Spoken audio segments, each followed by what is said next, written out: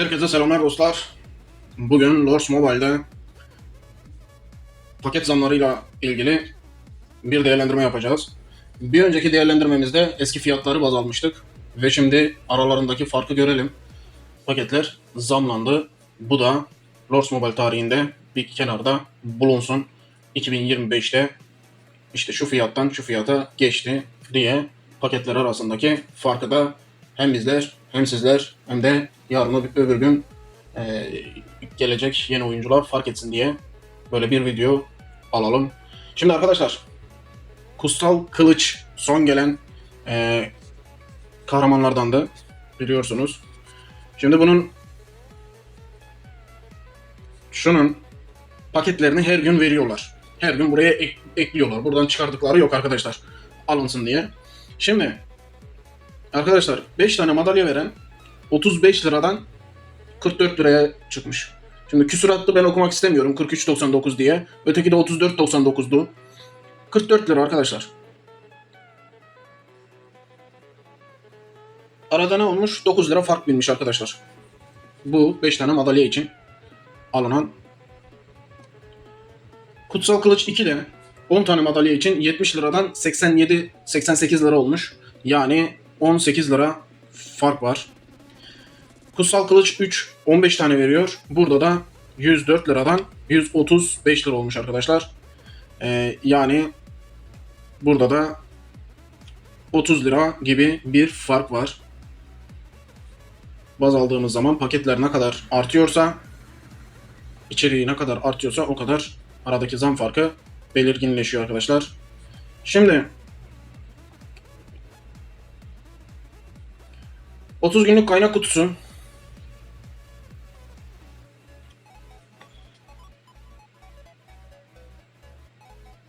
Arkadaşlar bu paket, bir dakika şöyle yapayım ya. Tüm olarak açayım böyle.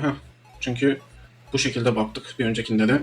Şimdi ebedi hazineler arkadaşlar 174 liraydı. 174 lira, 175 lira. Bu da 219 lira, 220 lira olmuş. 20 lira buradan koysan, 25 lira da oradan gelse 45 lira fark binmiş arkadaşlar. Ebedi hazineler paketine. 30 günlük kaynak kutusu. Arkadaşlar bu paket 350 lirayken 439 lira olmuş. 440 lira. 50 lira oradan, 40 lira da buradan, 90 lira bir fark var arkadaşlar. Yaz indirimi 175 liradan 220 lira olmuş. Labirent mücadelesi 70 liradan 88 liraya yükselmiş. Kutlama zamanı 174 liradan 220 liraya yükselmiş. Büyük indirimler 175 liradan 220 liraya yükselmiş. Buzlu spesiyal aynı şekilde 175 liradan yükselmiş. Özel indirim, bu sonradan ekleme herhalde. Bu biz paket fiyatlarına bakarken herhalde o yoktu. Arkadaşlar malzeme furyası, bu da aynı şekilde 175 liradan 220 liraya yükselmiş. Oluşturma çılgınlığı. Şimdi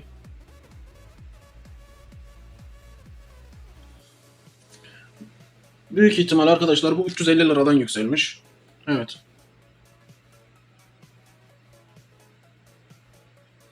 Evet arkadaşlar.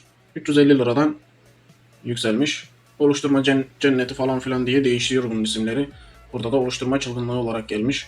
350 liradan 440 lira olmuş. Oluşturma festivali aynı şekilde 350 liradan 440 liraya gelmiş. Dalga bükücü arkadaşlar bu 175 liradan 220 lira olmuş. Bilgi dokuyucu aynı şekilde 175 liradan 220 lira olmuş. Kanatlandıran paket 210 liradan 265 liraya yükselmiş. Canavar katili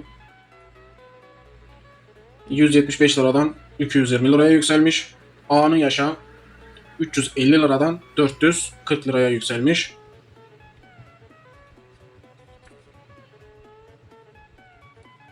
Evet, tatlı anlaşma.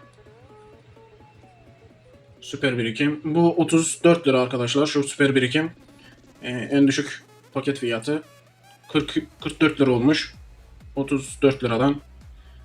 Burada siparişler demiş. Bu da 175 liradan 220 lira olmuş. Yine aynı şekilde Nokaryosu sür demiş. 220 lira. Ordu Yıldızı.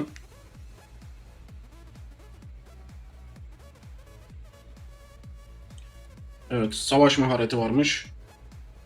Savaş mahareti 175 liradan 220 liraya yükselmiş.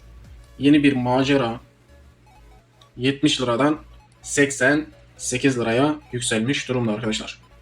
Şimdi düşük paketlerde fazla bir fark yok. Fazla bir fark yapılmamış.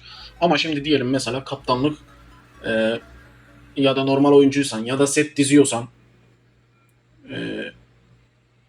hani mecbur paket alanlar var ya da 1+1 alanlar oluyor. Bunlar için konuşmak gerekirse arkadaşlar herkes kalkıp da sadece bir kez paket almıyor. Bir paketten bile bir kez alınmadığı oluyor. Mesela diyelim savaş mahareti. Bu %70 veren, %70 saldırı desteği veren bir paket. Bakın şurada. 220 liraya yükselmiş. Bunu düşünün 175 liradan ne yapıyor? 45 lira fark gelmiş buna. Adam savaş var savaşa girecek. Eskiden böyle değildi. Kalkıp da buradan şurada mesela kalan 8 diyor. Bunu peş peşe 8 kez alabiliyorsunuz. Eskiden bu şekilde alamıyordunuz. Şimdi bu şekilde alabildiğinizi düşün. 8 tane değil de 10 tane olduğunu düşünün bunu. Tahmini atacağız şimdi. 45 liradan bunu 10 tane alsan 450 lira arada fark biniyor. 450 lira. Bunu 8 tane 10 tane paketini alsan 450 lira arkadaşlar fark binmiş oluyor. Yani 2 kez daha bundan alırsın. 2 kez daha bundan alırsın arkadaşlar. Tabi 10 tane dediğim gibi. Şimdi paket fiyatları arttı. Dediğim gibi bir önceki videoda zaten açıkladığım gibi arkadaşlar bu paket fiyatlarına yapılacak bir şey yok. Direktmen geliyor.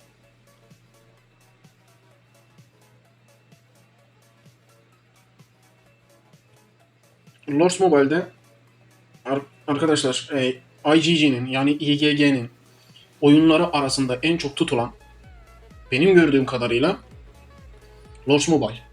Arkadaşlar çok fazla para akıyor bu oyunu. Çok fazla.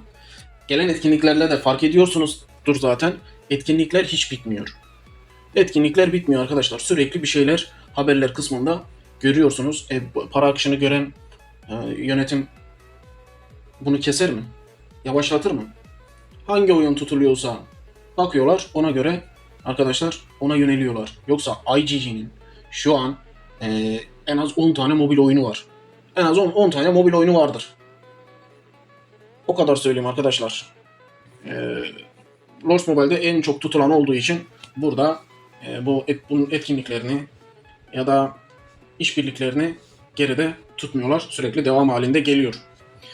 Bugün paketleri gördük. Dediğim gibi bir şeyler yapılabilmesi için oyuncuların da bir işbirliği bölümü olması lazım ki buna binaen bir sesleri çıkabilsin.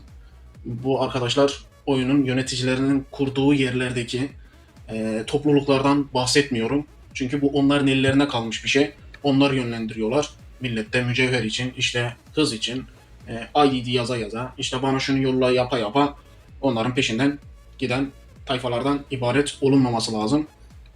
Öteki türlü sadece oynayanlara özel büyük bir topluluk keşke oluşturulabilse diyorum. Bu şekilde paket fiyatlarını belki görmeyebiliriz. Dediğim gibi işbirliklerini görsek bile bu kadar pahalı olmayabilir. Kendinize iyi bakın. Sağlıcakla kalın. Videodan çıkmadan önce arkadaşlar videoyu beğenmeyi, kanala abone olmayı unutmayın. Etkileşim açısından önemli bir mevzu arkadaşlar. Görüşmek üzere.